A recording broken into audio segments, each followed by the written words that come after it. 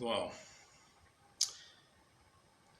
now we've reached, well, I can't use the term moment of truth because I think I've overused that already multiple times. Then there have been a lot of moments of truth, and I've made my way through them. This is more like the finish line.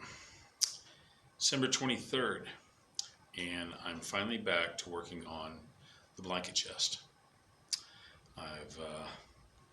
I got another set of drill bits, not drill bits, router bits.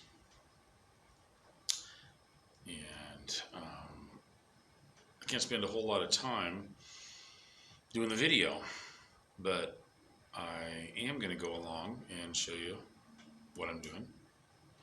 And hopefully, I'm going to make it all the way through to the end where I actually have a decent blanket chest to work on. I'm switching over to making a new jig to do the box joints with. But first, I have to make a jig to make a jig. Make a jig to make the jig. And partway through that, and that's what we're going to go to first. What we have here is a router table that I made myself, which is basically a box that holds the router underneath so that the bit sticks out on top. And what I have here is the jig. It's basically a box joint jig, just like the one that you saw in the Bee Super videos, which I'll put a link to.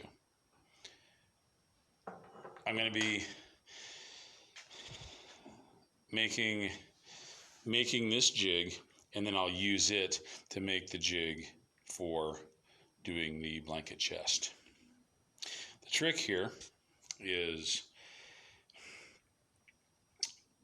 I'm making 3/4 inch slots, but they're spaced 1 inch center to center. And that's all because of, well, I'll explain that probably in a separate part of the video. Yep. Have this set at 3/4. Not sure if you can see it on there. It's at 3/4. That's at 3/4 height. And I'm going to cut a slot, and then I will put a 3/4 by 3/4 piece of wood in there to be used as a guide.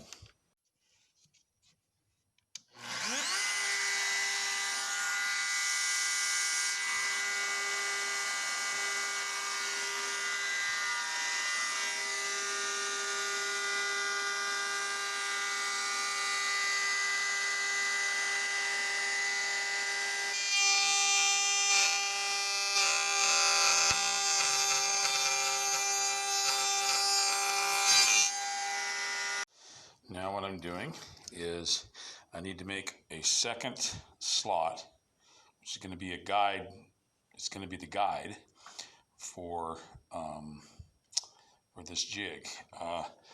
And since these tabs are spaced 1 inch on center, there's 2 inches between each slot. We have one here, next is 1 inch, second is 2 inches. I've got 2 pieces of 2-inch material. They're the pieces, actually, it's part of the pieces I was originally using to make the blanket chest. But I'm using them for something else now, which actually you've already seen. My son's minifigure display stand. But I'm going to use these to move the jig 2 inches to the side and cut the second slot. Now, this is a little bit of seat of the pants, so I'm not going to be filming that because I need to be paying exact attention to what I'm doing, and if I do really screw up, I don't want to have it on camera. Well, it actually appears to have worked, and I have a piece already cut here. I'm going to go ahead and glue into that slot and get it setting. I may end up having to use another fastener of some kind and hold it in place because I'm running out of time. Definitely can't let it sit overnight. But this is fast drying glue. Of course, I have to read the instructions and see exactly what fast drying means.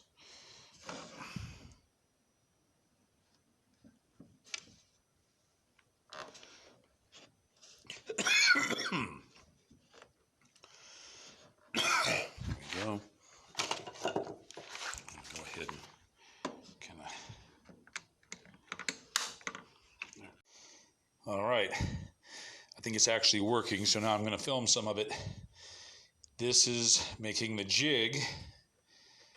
I've got this jig made, now I'm using it to make this jig. You can see I've got the spacing. Now I'm using it since the router bit will not cut to the depth that I need, this length, so I'm doing it sideways, and it turned out to work out. Lucky me.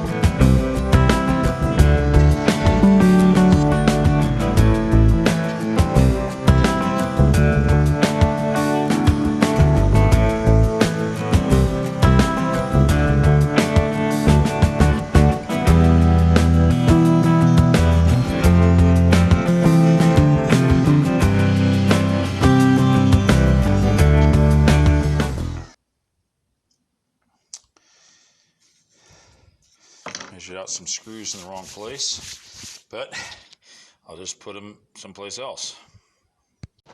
Now we come to it. I have gotten the jig done. Actually quite a bit of stuff that I didn't show. And I'll probably do an epilogue on this explaining a lot of things that went wrong and why.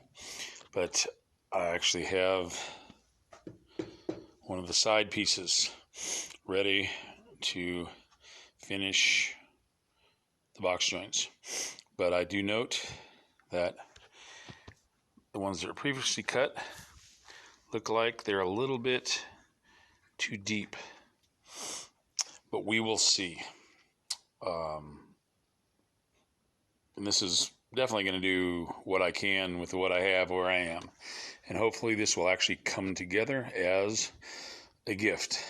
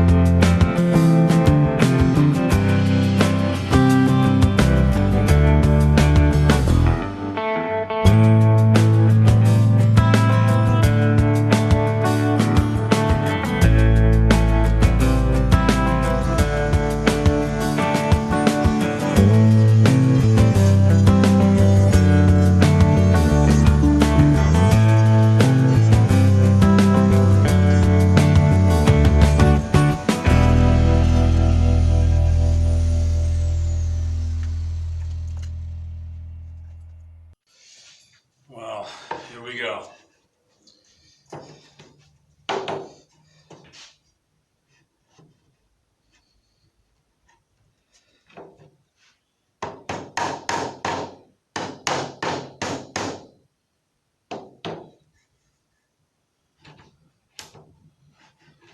It's not going in easy.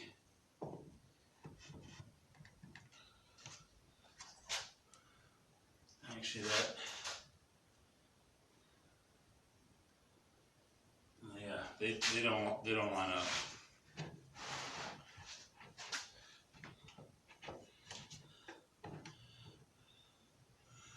The spacing's not even the same, because that's where it transitions from the one half to the other.